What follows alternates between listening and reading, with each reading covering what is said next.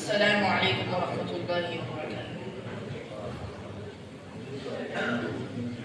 الحمد لله الذي فرض على العباد أداء الأمانة وحرم عليهم المكر والخيانة، وأشهد أن لا إله إلا الله وحده لا شريك له شهادة من يرجو بها النجاة يوم القيامة، وأشهد أن محمدًا عبده ورسوله الذي ختم به الله الرسالة صلى الله عليه وعلى آله وأصحابه وسلم تسليما.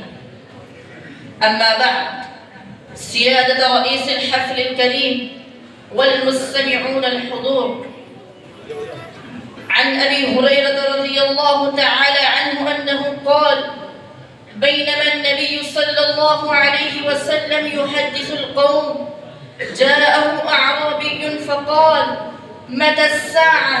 فمضى رسول الله صلى الله عليه وسلم يحدثه، فقال بعض القوم: سمع ما قال فكره ما قال، وقال بعض القوم: بل لم يسمع، حتى إذا قضى حديثه قال: أين السائل عن الساعة؟ قال: ها أنا ذا يا رسول الله. قال: إذا ضيعت الأمانة فانتظر الساعة. قال: وكيف إضاعتها؟ قال: إذا وسد الأمر إلى غير أهله فانتظر الساعة. أيها السادة المكرمون، في مدرسة النبوة وعلى يدي النبي الهادي الكريم والمربي الأعظم صلى الله عليه وسلم، تلقى أصحاب رسول الله صلى الله عليه وسلم علومهم ونشأوا تلك النشأة الفاضلة بعد أن غرفوا من بحر الكمال ونهلوا من معين العلم، فكانوا نجوما زاهرة وقدورا ساطعة، وتخرجوا من مدرسة النبوة يحملون للعالم مشاعل الهداية والنور، ويرشدونهم إلى طريق الخير والسعادة. من أين تخرج أصحاب رسول الله؟ وأين درسوا؟ ومن أي جامعة كبيرة حملوا الشهادات العالية الرفيعة التي أصبحوا بها أساتذة الدنيا وساطين العلم والثقافة؟ إنهم درسوا على يدي النبي الكريم وتلقوا علومهم من فم النبوة، وتخرجوا من المسجد الذي كان ولا يزال أكبر مصدر للإشعاع العلمي وأعظم مركز للعلوم والعرفان، فمنه تخرج العلماء والأدباء، ومنه ظهر الشجعان والأبطال.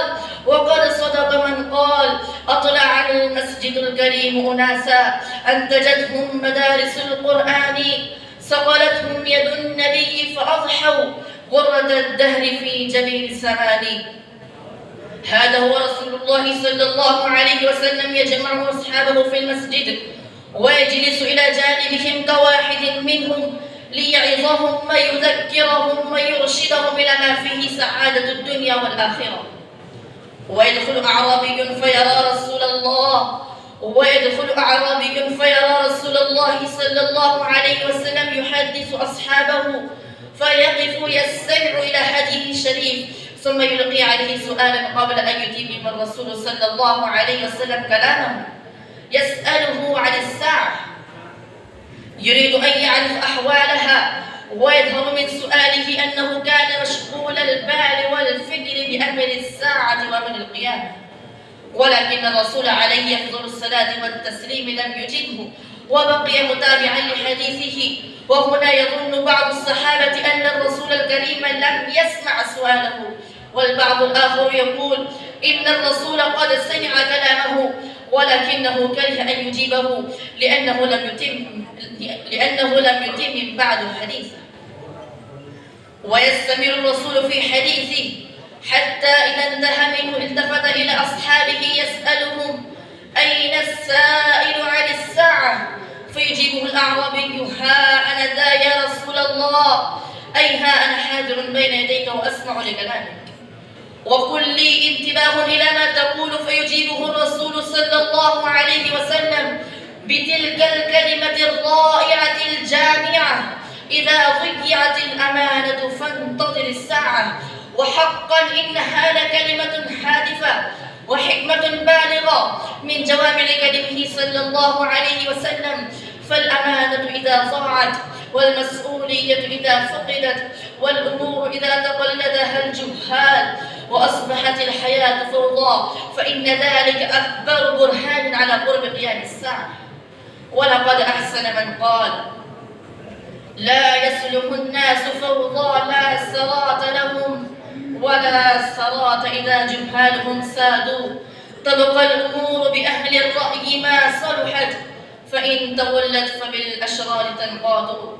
فالأعمال إذا تسلمها الأغرار الجهال ومقاليد الحكم إذا أصبحت بيد الأشرار فسلام على الدنيا وسلام على أهلها.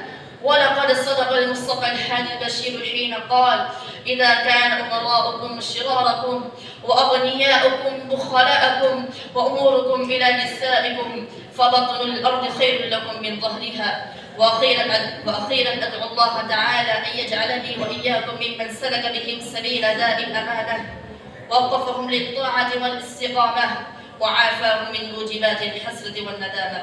السلام عليكم ورحمة الله وبركاته.